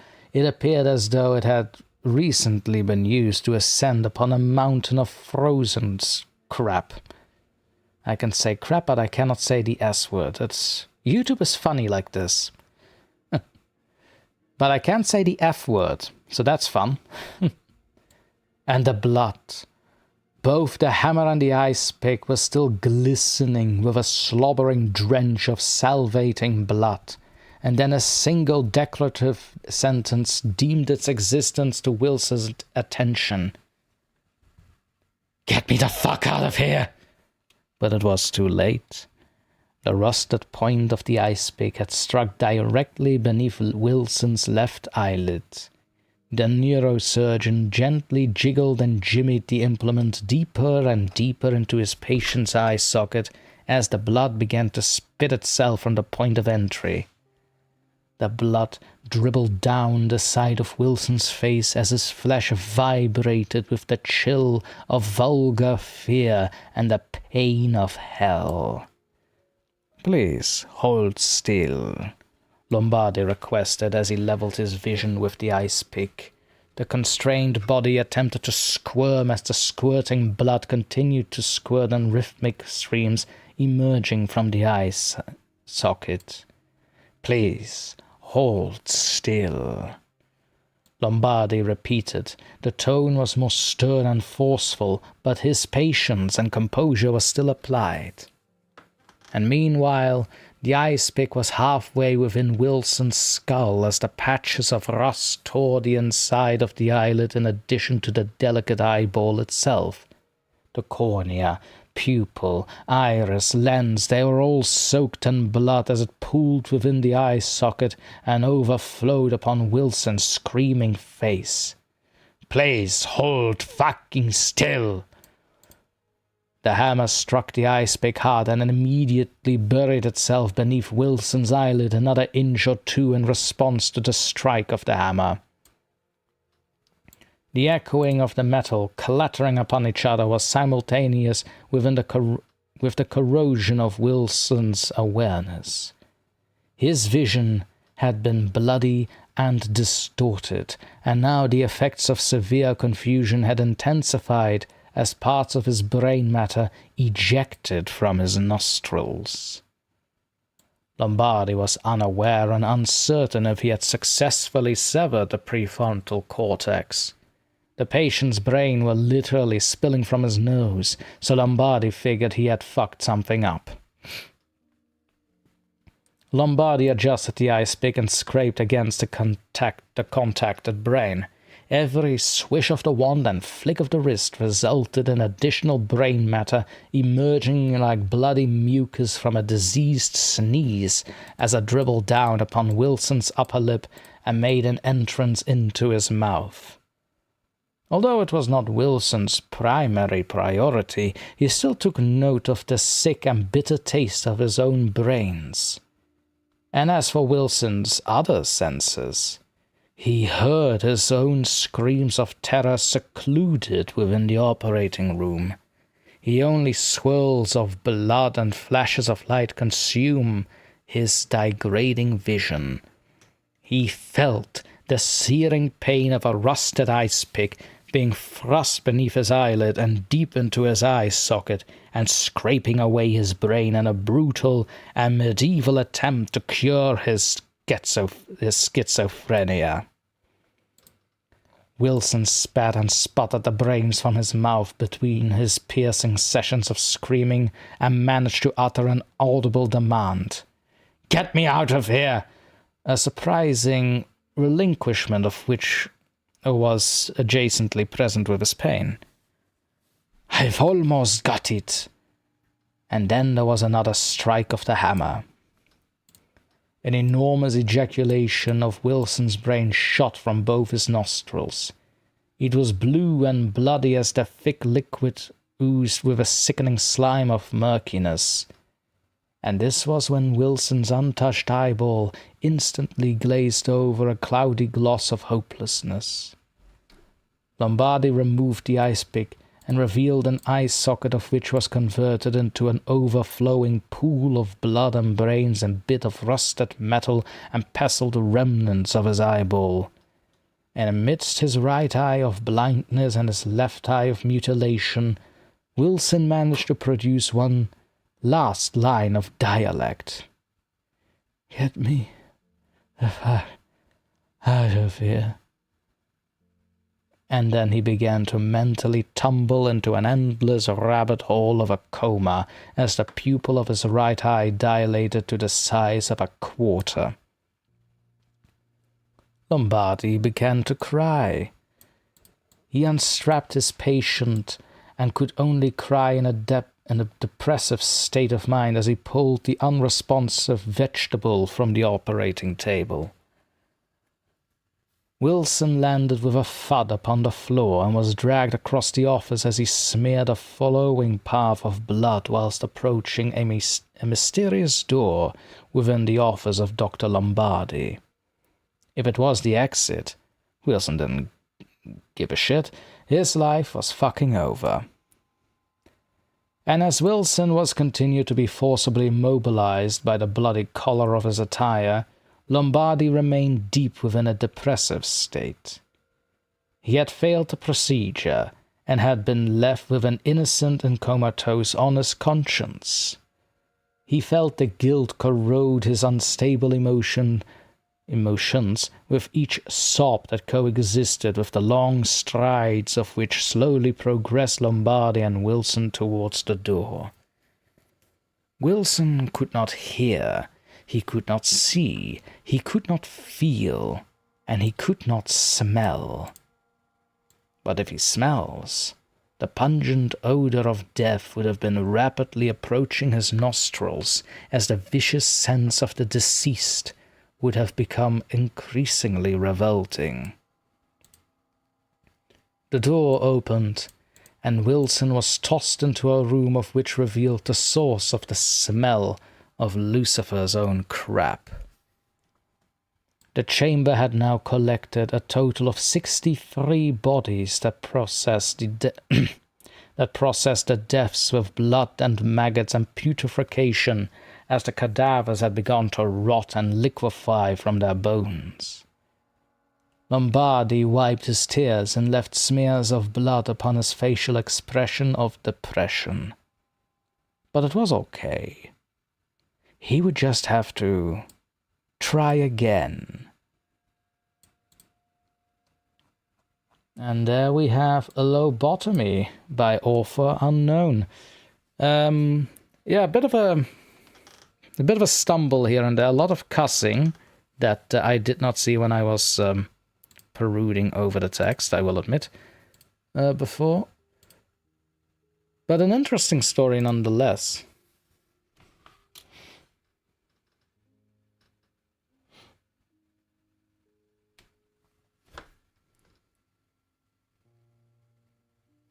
I'm just reading the chat here. Oh, we're still talking about the garlic. Okay.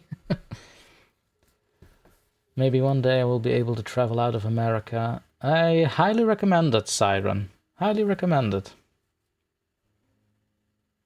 Lulu, we know what you're trying to say.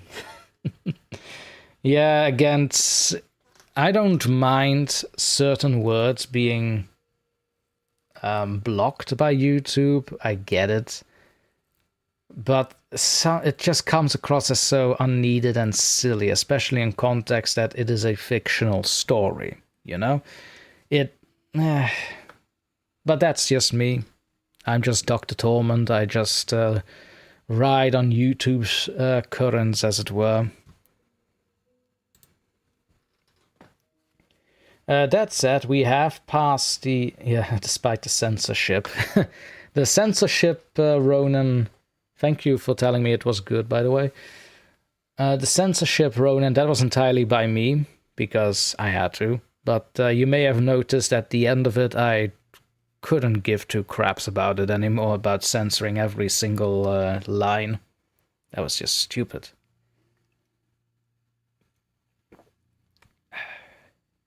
House of Jen, interesting blend of history and fiction. Yeah, here's the thing, Jen, now that you mentioned this, the name Dr. Lombardi did come across as familiar to me. Like, was that an actual surgeon that did all this? Is this like actual... Is this like factual? Or is it like a blend between fictional and non-fictional? Educate me, Jen, please, for the final minutes that I'm still on the stream. Educate us all. Audio wizard. I keep teasing her saying that because she really is. I've learned more about audio editing and stuff from two people since going on YouTube. I've learned about audio editing and tricks from two people the most, and that is House of Jen and TJ Hodder from Tapes of Trepidation. Good lord, the things that I've gotten as advices and actual mentorships when it comes to audio editing from these two, my god.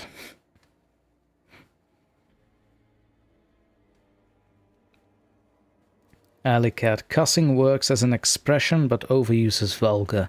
Yeah, see, that actually wanted to touch on that, Ali, now that you say it. So, I have no problem with cussing, right? Like you said, it's an expression. But here's the thing. I do not think narratively there should be a lot of cussing unless it's the main character that is describing and narrating the story. Make sense? Like, if you have the narrator cuss almost as much as everybody else, it kind of takes away from the story. It's kind of why I don't really like the writing and say the show has been hotel. Like, yeah, don't get me wrong, I'm there for the characters and the songs, but I'm definitely not there for the stories and conversations, because every single joke has a cuss word in it, every single sentence has 2 to 3 cuss words in it. It gets a little redundant after a while. I'm still being generous when I say this. Yeah, you have to be for it. You have to be there for it. You have to be a fan, I suppose. But yeah, not my cup of tea. Like I said, I'm just watching it for the characters and the songs at this point. Not really for the deep dialogue that they have. They really don't.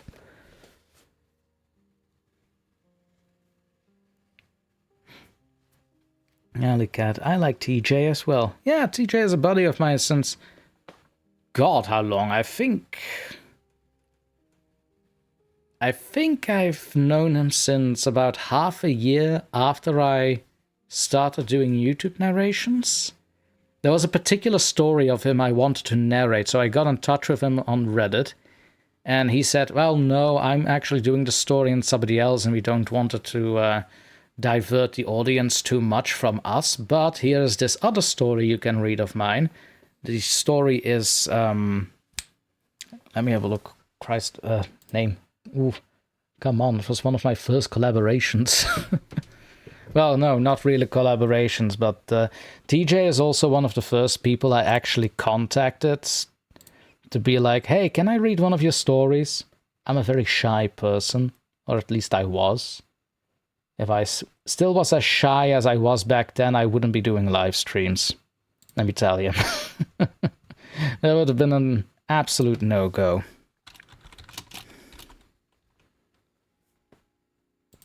Ah, yes, there we are.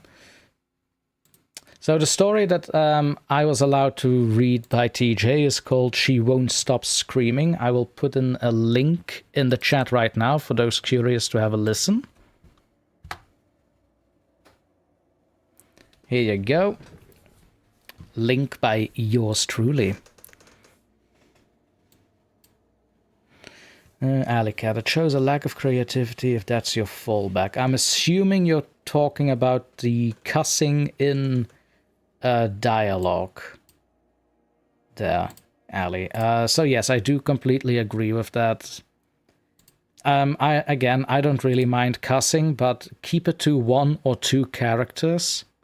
If you're writing a story that makes it normal that they are cussing, or if there is any cussing that it's used with more gravitas. You know, when there's a big important character who never really cusses, but suddenly they do cuss, you know that it's getting serious, stuff like that. But yeah, like they use in Hell of a Boss and Has-Been Hotel. Again, I love the characters, I love the songs, but I'm not there for the dialogue or the stories, because none of that is there. And with that said, ladies and gentlemen, I'm going to retreat back into my sanctum. And I will have to end this stream. I know, sad sniffs and all that. But it is past 1... Oh, Christ. I clocked this in entirely wrong. It is past... It's 20 minutes before 1 AM, basically, is what I'm trying to say here. But I didn't find the words. So we are already 10 minutes over time. I don't know. I really enjoy doing these kinds of live streams. But the next live stream I will be doing, I might return to Dead Space. So expect a lot of cussing from my end and a lot of jump scares. And a lot of shenanigans and silliness going to ensue as Necromorphs are starting to tear me apart. It's going to be so much fun. Oh yay, I cannot wait. The procedure was actually created by Portuguese doctor Igas Menezes. I know, that was mentioned in the story, Jen. That was mentioned in the story, don't you worry about it. But with that said, ladies and gentlemen, I want to thank everybody that came by and stuck with me here. It has been fun. We have had some fun conversations. Again, to anyone that wants to read the DrTorment character sheet, hop in onto the Discord, come say hello. I'll probably send you a DM or just shoot it in the Tormentology channel. Have a read, tell me what you think. I love feedback. With that all said, I bid you all a very fond adieu. And remember, in tenebris veritas.